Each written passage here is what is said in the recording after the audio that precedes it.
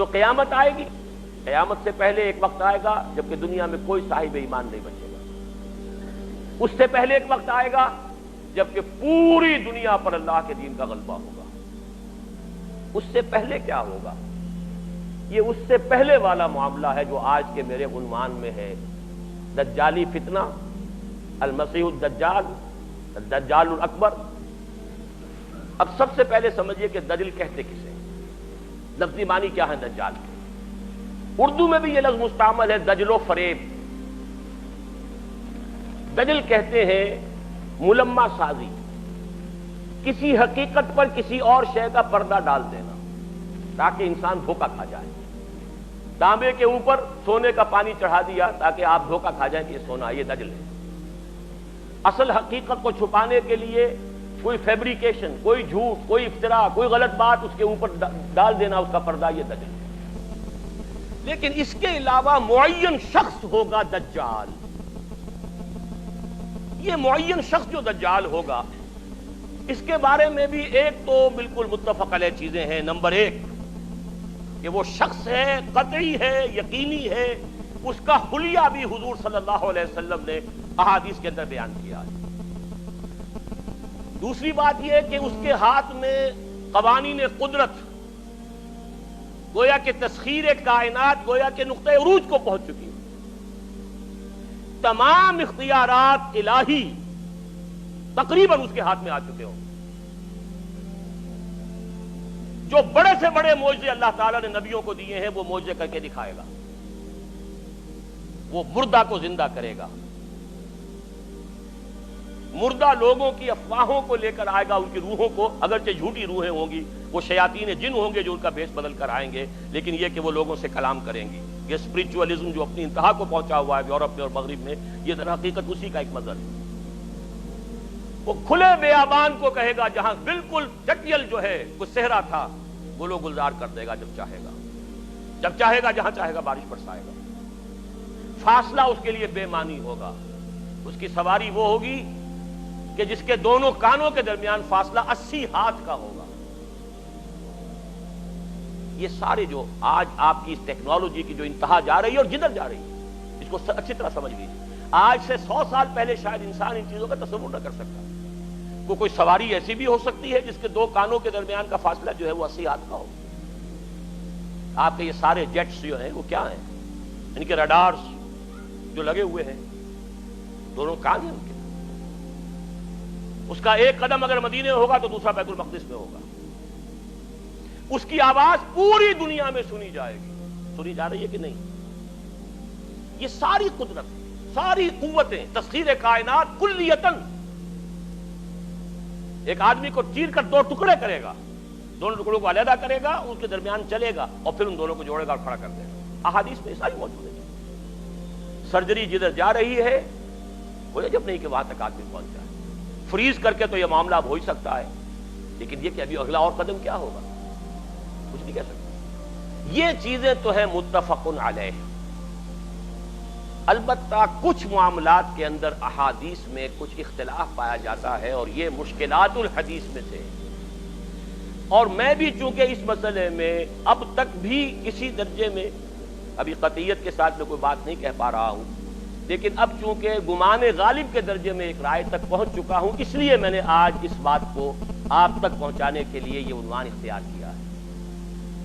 اس لیے کہ حدیث میں جو آتی ہے تفاصیل، اس سے معلوم ہوتا ہے کہ یہ دجال 2 دجل کرے گا۔ یا تو وہ 2 دجل کرنے والے 2 دجال علیحدہ ہیں، یا یہ دونوں دجل کرنے والا شخص ایک ہی ہے۔ بس یہ مسئلہ ہے کہ جو آج تک مجھ سے حل نہیں ہوا تھا، اب تک کہنا چاہیے آج تک نہیں۔ اور یہ اس میں علماء سے بھی گفتگو ہوئی ہے، اور جن لوگوں نے اس پر خوب موضوعات پر اپنا وقت لگایا ہے ان سے بھی گفتگویں ہوئی ہیں، تو وہ بھی اس مسئلے کو حل کرنے سے تاحال قاصر رہے۔ لیکن یہ کہ اب میری رائے یہ ہے کہ یہ 2 شخص ہیں علیحدہ علیحدہ، واللہ عالم۔ لیکن ایک رائے تک میں پہنچ چکا ہوں، اس لیے وہ رائے آپ کے سامنے رکھ رہا ہوں، اور آپ کے ذریعے سے وہ آگے بھی پھیلے گی تو اہل علم کے ساتھ جو ہے اس معاملے کے اندر تبادلہ خیالات کی بھی نوبت آئے گی انشاءاللہ۔ لیکن یہ کہ اس میں یہ بات قطعی اور یقینی ہے کہ اس طرح کا ایک شخص پیدا ہوگا۔ البتہ یہ کہ آیا وہ 2 ہوں گے 2 مختلف اوقات میں، یا ایک ہی ہوگا ایک ہی وقت میں، صرف اس میں اختلاف ہے۔ میرے نزدیک وہ دو ہوں گے، ایک وہ شخص جو جھوٹا مسیح ہونے کا دعویٰ کرے گا، المسیح الدجال، جیسے حضور نے فرمایا میری امت میں 30 دجال اٹھیں گے جو نبی کا دعویٰ کریں گے، جن میں سے 5-6 تو حضور کے اپنے زمانے میں اور آپ سے متصل اٹھ کھڑے ہوئے تھے، بعد میں محمد علی باب ہو، بہاء اللہ ہو، قادیانی اور نہ معلوم کہاں کون اٹھے ہوں گے، واللہ عالم۔ بہرحال ہماری قریب کی تاریخ میں غلام احمد قادیانی اس کی نمایاں ترین مثال ہے۔ ویسے تو علامات قیامت جو ہے ان میں سب سے پہلی میں نے بتایا تھا حضور کی بعثت خود علامات میں سے ہے، اس کے بعد 10 علامتیں حضور نے گنوائی ہیں اور وہ تدریجاً پوری ہوتی چلی جائیں گی۔ آخری علامات کے لیے حدیث سن لیجئے، عن ابی ہریرہ رضی اللہ تعالی عنہ قال قال رسول اللہ صلی اللہ علیہ وسلم ثلاث اذا خرجنا لا ينفع نفسا ایمانا لم تكن آمنت من قبل او کسبت فی ایمانها خیرا، طلوع الشمس من المغرب وخروج الدجال ودابۃ الارض۔ 3 نشانیاں وہ ہیں کہ جب وہ ظاہر ہو جائیں گی تو پھر کسی کا ایمان لانا مفید نہیں ہوگا جو پہلے ایمان نہیں لایا تھا یا جس نے اس سے قبل اپنے ایمان میں کچھ اعمال صالحہ کی کمائی نہیں کی تھی، یعنی گویا کہ توبہ کا دروازہ بند ہو جائے گا۔ جیسے جب موت کے آثار شروع ہو جاتے ہیں تو توبہ کا دروازہ انسان کے لیے بند، اب جب موت کے آثار شروع ہو گئے اب توبہ کرنا فائدہ نہیں، اس سے پہلے توبہ کا دروازہ کھلا ہوا، معلوم یغرغر، جبکہ وہ موت کے آثار شروع ہو جاتے ہیں، گھنگرو بولنا شروع ہو جاتا ہے، معلوم ہوتا ہے کہ اب جا رہا ہے، اب توبہ بیکار ہے۔ اسی طریقے سے پوری نوع انسانی کے لیے توبہ کا دروازہ بند ہوگا ایک وقت میں آ کر کہ اب کسی کے لیے توبہ نہیں، ایمان نہیں، اور اس کے لیے 3 علامتیں بیان ہوئی ہیں، یہ بھی مسلم شریف کی روایت ہے۔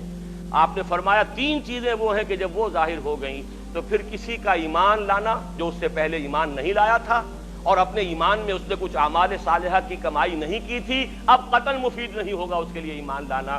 وہ 3 نشانیاں ہیں، طلوع الشمس من المغرب، سورج مغرب سے طلوع ہوگا، نظام شمسی میں کوئی اختلال ایسا ہوگا کہ جس سے سورج بجائے مشرق کے مغرب سے نکلے گا، وہ خروج الدجال ودابۃ الارض، ایک زمین سے کوئی چوپایا برآمد ہوگا، بعض احادیث میں آتا ہے کہ مروہ کے قریب سے وہ برآمد ہوگا جو گفتگو کرے گا انسانوں سے، یہ بالکل خرق عادت، یعنی وہ چیزیں کہ جن کا کوئی تعلق اب اسباب جو ہے دنیا کے ان سے کوئی تعلق نہیں ہے، کوئی فزیکل لا سے تعلق نہیں ہے، وہ بالکل معجزے ہوں گے، خرق عادت ہوگا۔